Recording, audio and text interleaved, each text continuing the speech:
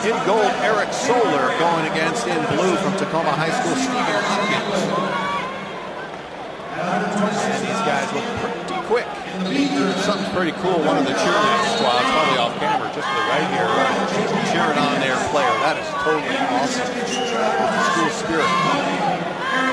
So Hopkins going for the takedown. He has won by 2 pins to get here. He's had the semifinal round was not a pin when he defeated Central Valley, but the victories over Killian Page and Jacob Sands were both by pin. And then the initial round for Eric Soler, he did pin his opponent. That was Zach Grachiev. He shut out his opponent in the quarterfinal. That was Dalton Myers. And then in the semifinal round, he won by a squeaker 6-5.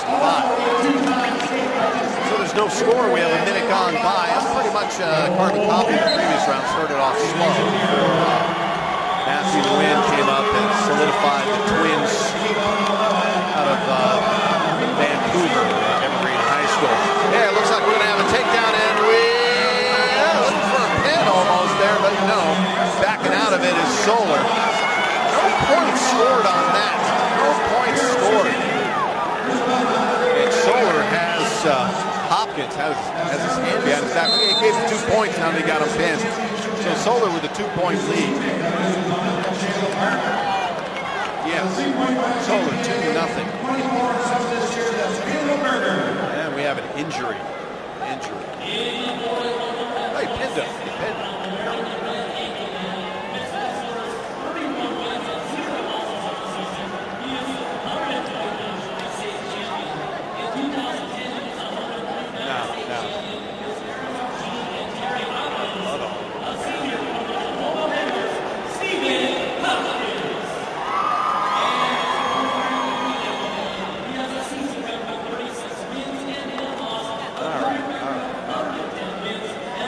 Set the clock. They changed the clock to like 5 minutes left. I'm like, what?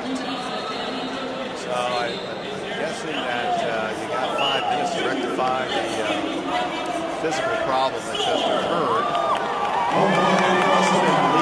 I'm not actually sure what's going on, but a minor injury, let's call it, to Stephen Hopkins out of Tahoma High School. Got the big team there. And then Eric Soler with a 2-point advantage here in the first period. So pretty much of a full house here at the Tacoma Dome. I mean, they could squeeze, I'm sure they could squeeze 2,000 or 3,000 more people in here. This place is pretty full for this event. It's awesome. Okay, so let's see if Hopkins can spin out of this, but Soler picks him up, keeps control of him, and brings him right back down. We're down to 20 seconds in the opening period. Of course, Hopkins was slightly injured, so play stopped there momentarily. And they step on off of the proper boundary of play. So they'll, for 14 seconds, start off again with Soler in command. And that was a nothing. We're going to start over there. So the official said there was something wrong with that technique. 10 seconds in the opening period.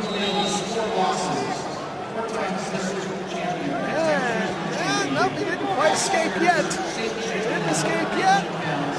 Is he going to give it to him? No.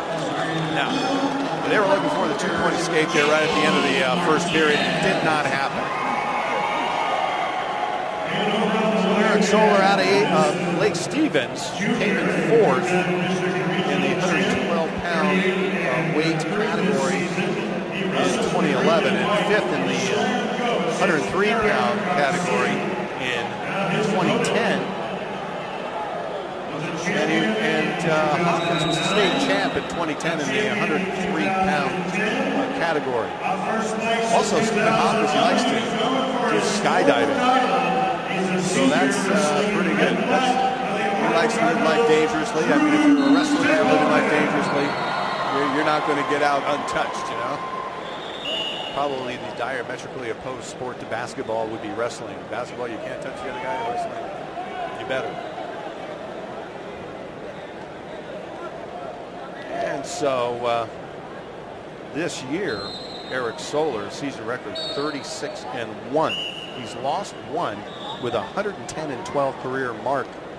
31-0 for Hopkins. He's undefeated this year, and Hopkins is trailing. Okay, now it's obvious. He's got a bloody nose. I did not see that until this moment.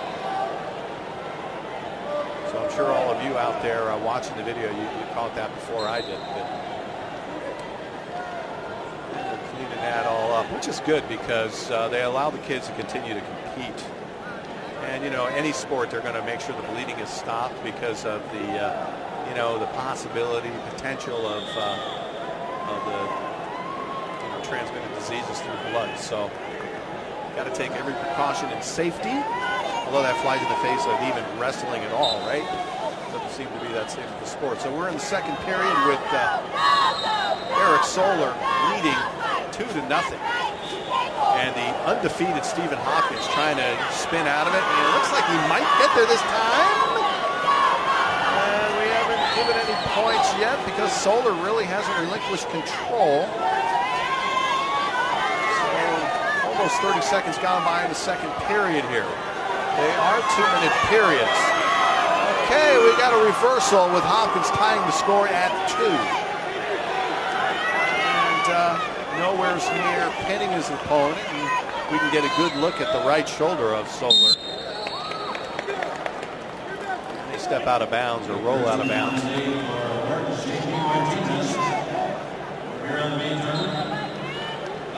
I wonder what's up with his shoulder there.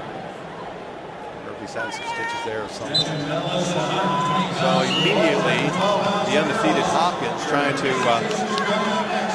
score some points here as we're just about, he picks him up and slams his opponent on his head.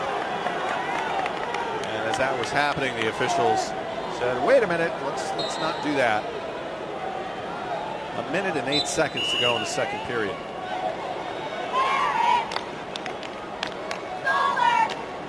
Now we're down to the minute mark. The clock does stop every time they go to the center circle like that. Still tied at 2. Tied at 2.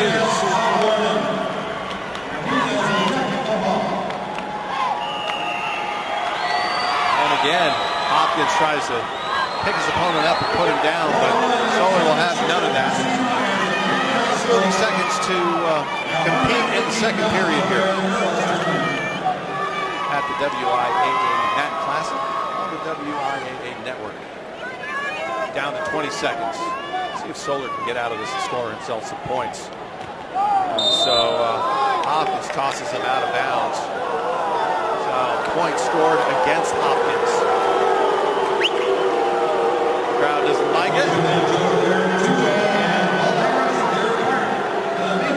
So, an upset in the brewing, although 16 seconds remain in the second period. Plenty of time on this one.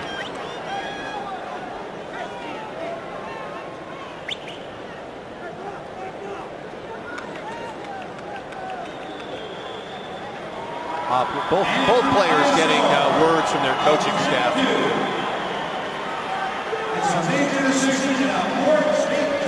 Okay, the officials have figured out the scoring. We're going to get going with 16 seconds to go in the second period. A 3-2 lead for Eric Soler.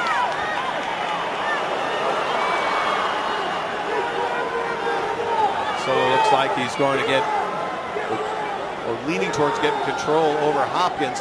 He escapes, scores a point. There's 4-2. So Hopkins has not really had that close of a match. He won 6-2 in the semifinal and pinned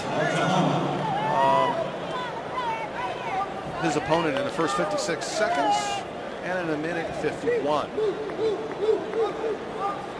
So now they're at the third period, and Hopkins is not really in familiar territory, trailing by 3. He does need the pin, though, and he, of course, can do that. We are watching the 126-pound weight class, and they have each other in, headlocks, let's call it. Ear to ear. A minute 40 to go before we crown the champ in the 126-pound division. And a move made by the player from Tahoma High School, and a 2-point reversal for Hopkins as he just improved his chances of keeping his record undefeated, as he's currently 31-0 against Solar's 36-1. Solar in gold. And they'll go neutral to start this one off.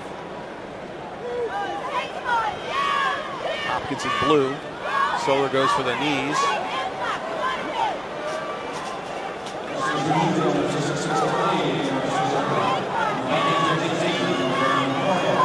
Very close, 6-4. Another point awarded for Solar. We're down to 55 seconds to play. Gonna have to crank up the intensity here for Hopkins if he wants to stay undefeated and go for the crown. This is the closest match we've had yet. 35 seconds to wrestle. We're down to 30. Hopkins had that bloody nose earlier. That's probably distracted him a little. Probably helped Solar gain the advantage he now has at 2 points. All right, they're locked up. 17 seconds left in round 3. And Hopkins is distracted again by the bloody nose. They're checking him out. Officials making sure there's not blood going everywhere. Okay, here we go. The clock is running. Solar on top by 2. Hopkins doesn't have long. He's making his move. But Solar defends it. Okay. Here goes Hopkins. Let's see if he can tie it up and spin it. No, Solar keeps it. Oh, yes. Solar wins. Solar does win. Nope. They put the 2 on the wrong scoreboard. They put the 2 on the wrong side. I didn't understand that, but.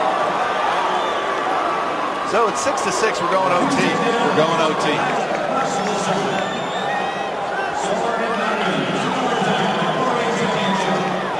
So Hopkins, he was undefeated and he was going down for the count, but 3 seconds left, he flipped it. So now he's got the psychological advantage, I would say. No takedown. Both guys still technically neutral at this point. This is just a minute. This period is just a minute.